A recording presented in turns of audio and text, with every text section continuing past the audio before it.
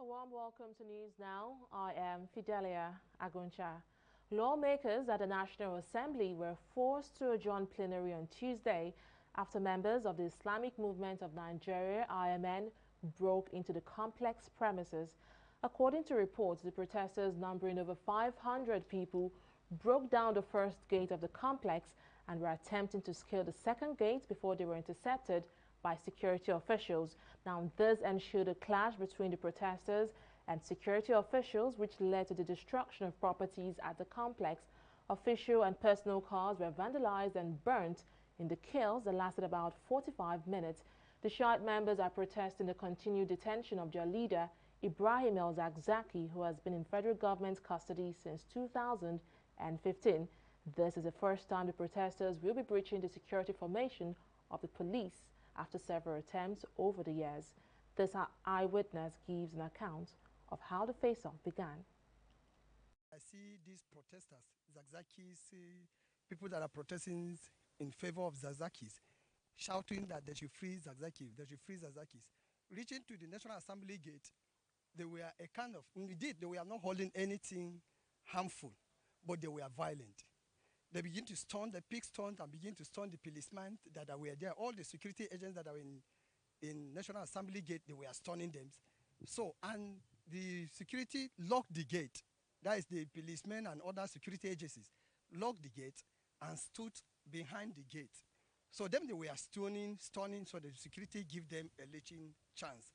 So they forced themselves, breaking, vandalizing a lot of vehicles, injured sort of the drivers and the occupants inside the vehicles that were coming in the National Assembly. Even setting some vehicles ablaze. A lot of vehicles have been burned. As you can see now, you can see fire service, now they are operating. But glory be to God, police have now reinforced and come back and send them away. Meanwhile, before the lawmakers adjourned plenary, the recurring issue of child rape and suicide took center stage. Senators at the Senate are urging the federal government to implement stiffer punishment for rapists and special training for police officers who handle rape issues. Speaking on the motion sponsored by Rose Oko, Senator representing Cross River North, Oluremi Tinubu representing Lagos Central, Deputy Senate President Ovia Omoagege, and Kogi lawmaker Dino Melaye called for a review of the laws guiding the issue of rape. When we talk about children, these are the most vulnerable group. Do they even understand what they mean by sex? They said even if someone is even taken to a law court, they said victim, okay, be put into a stand to defend yourself. Do they really understand what actually happened? I don't think so. So whoever must have been engaged in acts like this, like Senator Sekibo said, is very, very criminal. And I think it warrants a death sentence at this point in time. We live with these challenges every day. The problems we have, Mr. President, is not so much that we don't have enough laws in our books. Indeed, we have so much. Most of those laws have been well articulated by the speakers in this motion. I think the problem we have is that of enforcement and implementation, not creating new laws, not even strengthening or increasing penalties. It's become very, very clear that even with the penalties we have on the statute books today, we're talking about statutory rape to begin with. The punishment for statutory rape is very, very harsh. It's very, very stringent. I don't think ordinarily that ought to deter anybody who commits crimes of this nature, but they've not been deterred. So I think what we should be focusing on today is the area of sentencing guidelines. Mr. President, this is one of the satanic manifestations of humanity that have even spread. It is condemnable in the Christendom. It is condemnable in Islam, condemnable even the Voodoos, Judaism, and even Hinduism is an evil that if we do not propose stiffer punishments, people will continue to exhibit it and get away with it. This is a very sensitive part of life. People have taken advantage of the minors, and in fact, even the older ones. And I think we need a lot of sensitization and protection. Sensitization for those people who may be victims and their relations, and of course for the society to also live with this fact that this is a criminality that we must never tolerate. I believe that our laws also need to be reviewed, and I think that when we have our committees in position, then such laws can be reviewed to ensure that the laws are more effective and punitive enough to deter people from doing this. Meanwhile, lawmaker representing Imo State, Rochas Okorocha, proposed the establishment of a Ministry of Happiness to address the issue of suicide. Okorocha argued that the basis of living is happiness and peace, and once that is lost, people are prone to commit suicide. While still on legislative matters, President Muhammadu Buhari has sought the confirmation of the Senate for the appointment of Habu Galadima as the substantive Director General of the National Institute for Policy and Strategic Studies in Kuru, Jos. The President of the Senate, Ahmed Lawan, read the letter from the President to his colleagues during plenary on Tuesday. Buhari said the request was backed by Section 8, Subsection 5 of the NIPSS Act, which empowers him to forward the name of nominees for the office to Senate for confirmation. In a similar request read by the Senate President, Buhari also requested the Senate to confirm the appointment of Uba Maska as Executive Director of the National Communications Commission, NCC. The letter quoted Section 8, Subsection 1 of the NCC Act as empowering the President to seek the Senate confirmation for the nominee. The lawmakers will begin screening of the nominees at subsequent plenaries. Meanwhile, President Muhammadu Buhari has met with the new and former Group Managing Director of the Nigerian National Petroleum Corporation, NNPC, at the Presidential Villa in Abuja. Mekanti Baru is the former Group Managing Director of the NNPC, while Mili Kyari is the current GMD of the state-owned subsidiary. The meeting is coming a day after Kyari took over from Baru following his retirement from service of the corporation on July 7th. While the agenda for the meeting is yet to be disclosed, it is believed that the meeting focused on ways to improve Nigeria's oil revenue, among other issues in the sector. While opposition People's Democratic Party PDP has presented more witnesses before the Presidential Election Petition Tribunal in Abuja.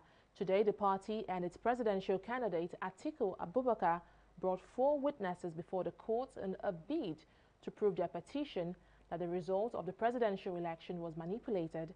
Taking the dock, all 4 witnesses alleged rigging and other malpractices like refusal to use card readers, non-accreditation during the election, and thuggery. The witnesses, who were drawn from Niger, Katsina, and Kebbi State, said the result they collated in their location was different from the ones collated by the electoral umpire, INEC.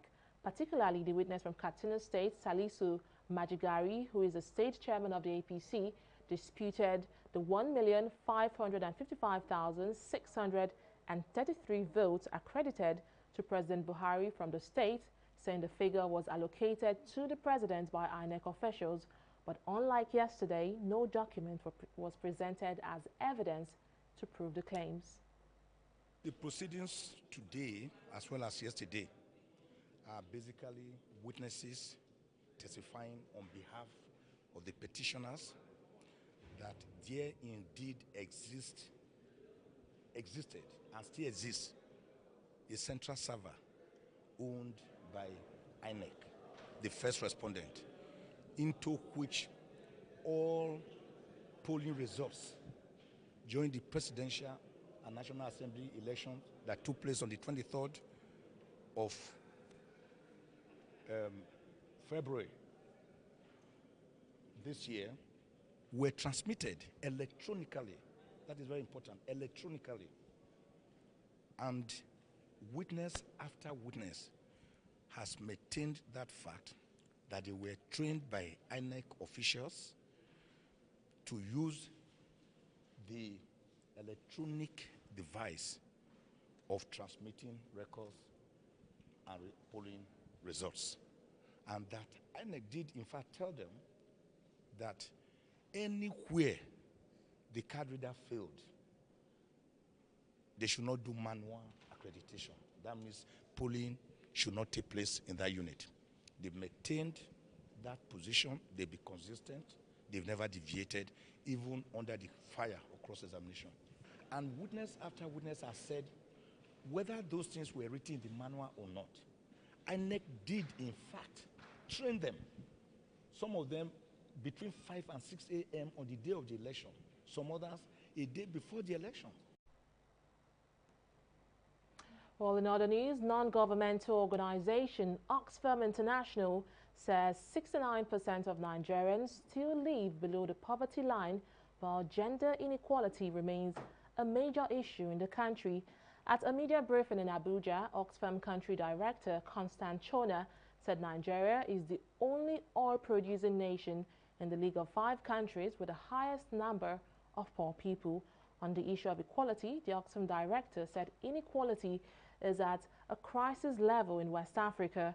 Now, according to the organization, 5 of Nigeria's richest men have the financial capability to address the country's poverty level. The group has now urged the Nigerian government to critically re-examine its policies, the culture of governance, and make deliberate efforts to break the concentration of wealth in the hands of elites. Now, Nigeria has an estimated population of 201 million people.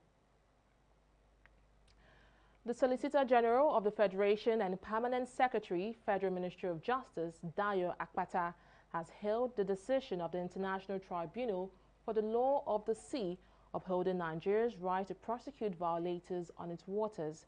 On the 23rd of January 2018, Operation Forward Base of the Nigerian Navy in Bonny River State arrested a Swiss-flagged oil tanker for alleged diesel smuggling and violation of Nigeria's territorial waters. Swiss authorities filed a suit against Nigeria at the International Court over the detention of its vessel, but the Solicitor General of the Federation has now commended the International Tribunal for the Law of the Sea for its support of Nigeria's effort to combat maritime crimes in the Gulf of Guinea. I really want to appreciate the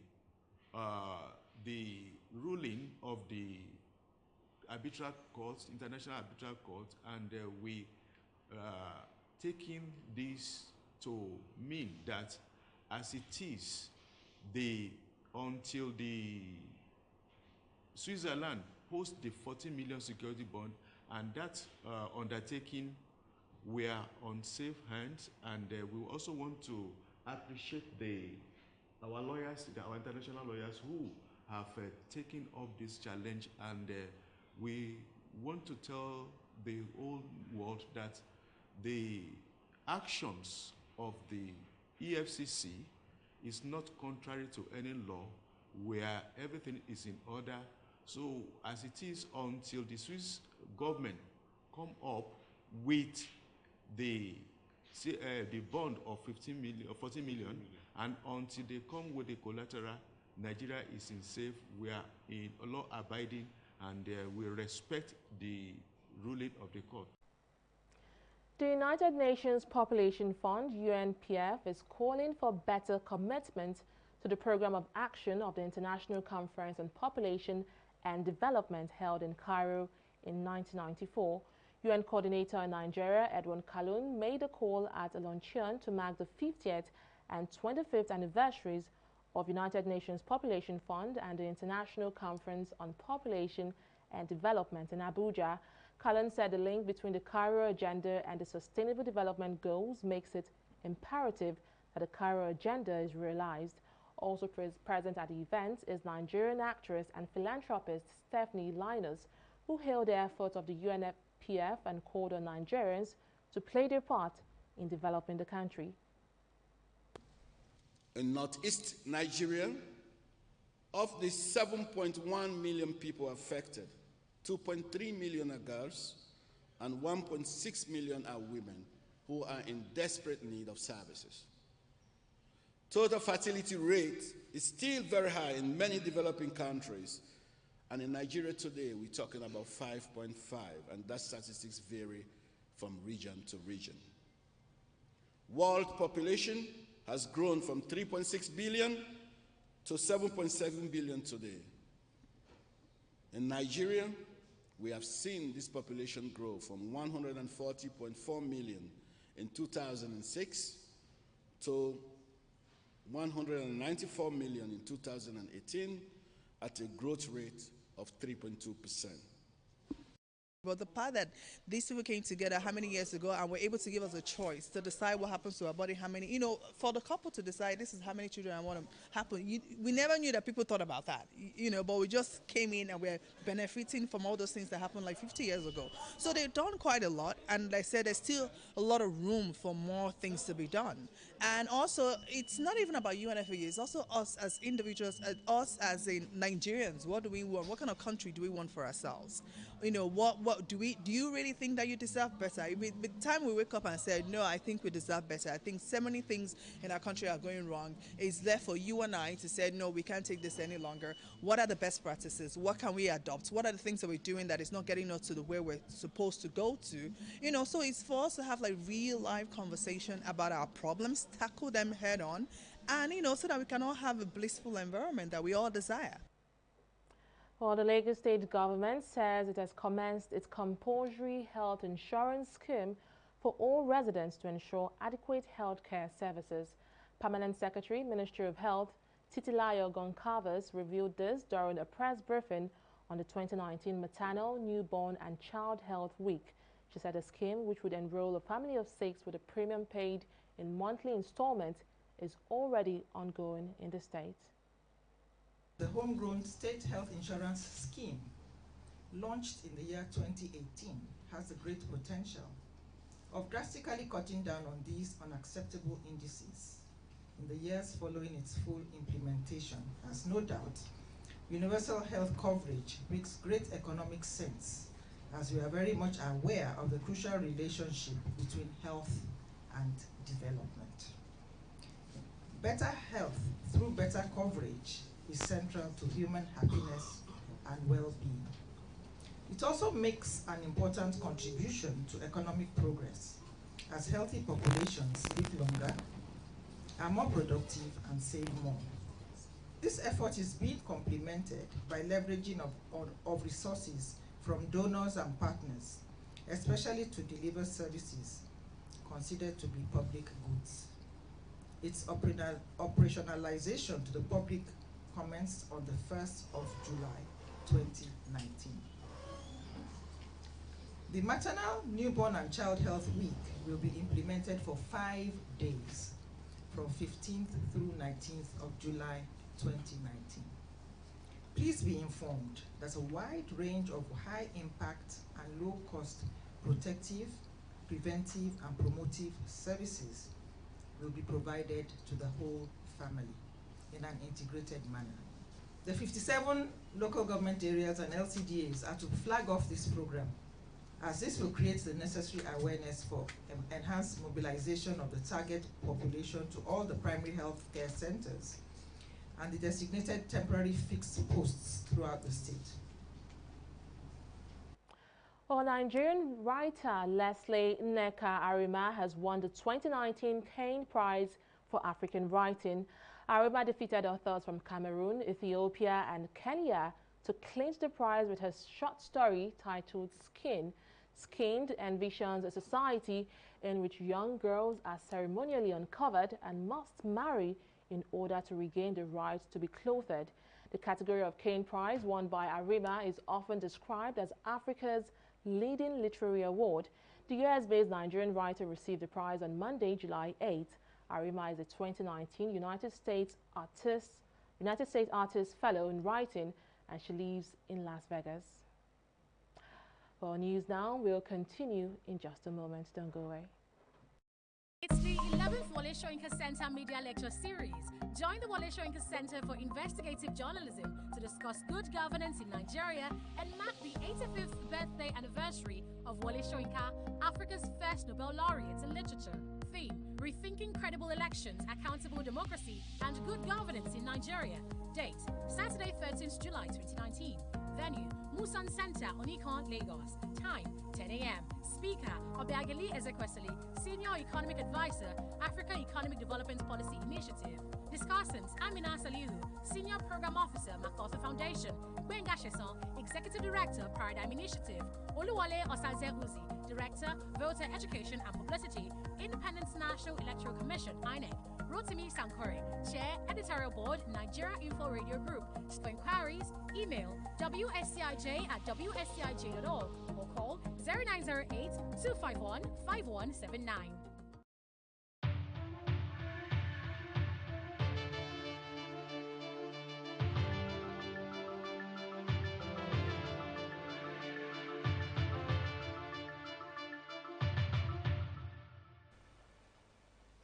Welcome back. Well, let's now join Annetta Felix for the latest in business. Hello, Annetta. Hello. So tell me, what's the latest from the world of business? In May this year, the Central Bank of Nigeria left its benchmark interest rate steady at 13.5%, but lending rates of deposit money banks in the country stands between 20 and 30%. Financial expert and managing director of Cowrie Assets Limited, Johnson Chukwu, has been highlighting some of the impact of these high lending rates on Nigeria's economy. Now, Chukwu, in an exclusive interview with TV360 Nigeria, says public-private partnership is one of the viable steps government can adopt to reduce its borrowing and also bring down the current interest rate so that entrepreneurs and local manufacturers can have better access to loans. The government needs to review its strategy for funding infrastructure. And I have advocated repeatedly that the government should adopt the PPP scheme or public-private partnerships framework that can be used to build particularly commercially viable infrastructure. So that's one aspect that we have to use to bring down interest rate. The other factor is to bring down inflation rate. Of course, to bring down inflation rate, you have to talk of higher level of productivity that will reduce, that will create more value at lower costs, and that will take some time to address. But among the things that are keeping inflation rate high is the infrastructure deficiency we have in the economy that is compelling business operators to actually carry costs they are not supposed to carry. Take for instance the issue of power generation, issue of building roads by private sector operators, and they have to factor this into their cost of goods. But the first thing first, let's start from the one that we can call a low-hanging fruit, which is to reduce the level of government borrowing by shifting away from hoping to fund the capital development of this country or infrastructure development of the country from budgetary allocation to bringing in private capital to fund it. That way will reduce the cardinal effects of government borrowing from the money market and capital market, and then we make more funds available at lower cost to the private sector. We'll be taking a look at activities on the stock market today after this.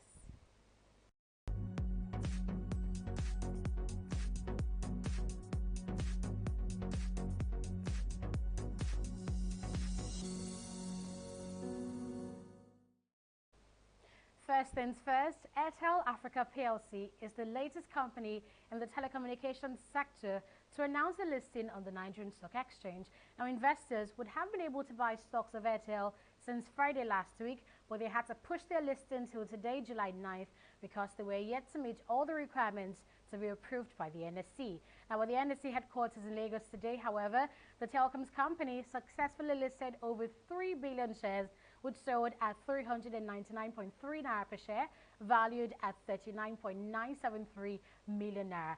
Now, moving on, we see the bulls are dominating the Nigerian equities markets for a second day this week, and the gains are on a steady rise. From a 0.06% close yesterday, the all-share index is up to 0.10%, while the market cap wraps up beautifully with gains of over 1 billion naira, and that's closing at 14.288 trillion naira. Now let's look at the market summary.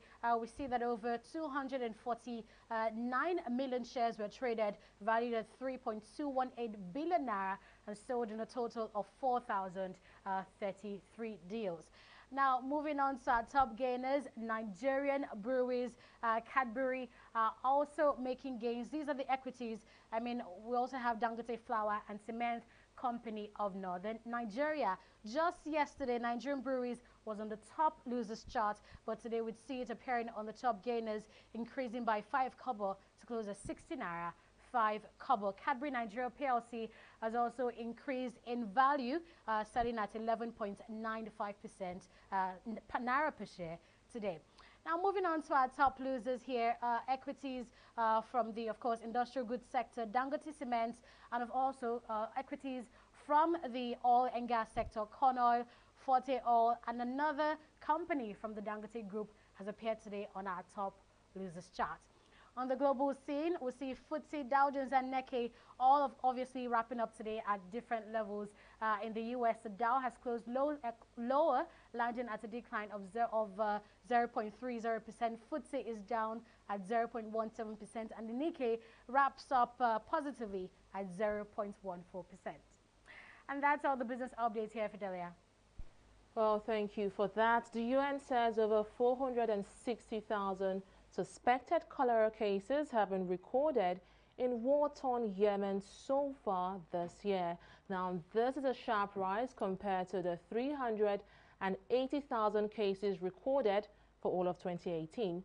UN Deputy Spokesperson Farhan Haq says 705 suspected cholera deaths have been documented in the region since January, which is a dramatic increase from the 75 deaths in the same period last year. He blamed the global increase on recent flash floodings, poor maintenance of waste management system, and the lack of access to clean water for drinking or irrigation.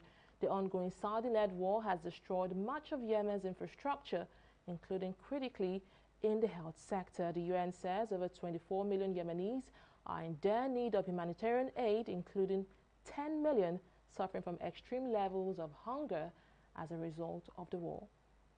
And in sport, President of the Nigeria Football Federation, Amaju Pinnick, has charged the Super Eagles to rise to the occasion and do the nation proud in Wednesday's Africa Cup of Nations quarter-final battle with South Africa in Cairo.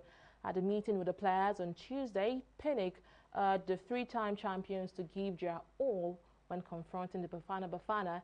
The NFF president also presented the sum of $75,000 to the team for their 3 goals against Cameroon in Saturday's round of 16, while assuring them that the $20,000 per player promised would be redeemed before Wednesday's match. Victory over South Africa will take the Super Eagles to the semi-finals of the tournament staged in Egypt.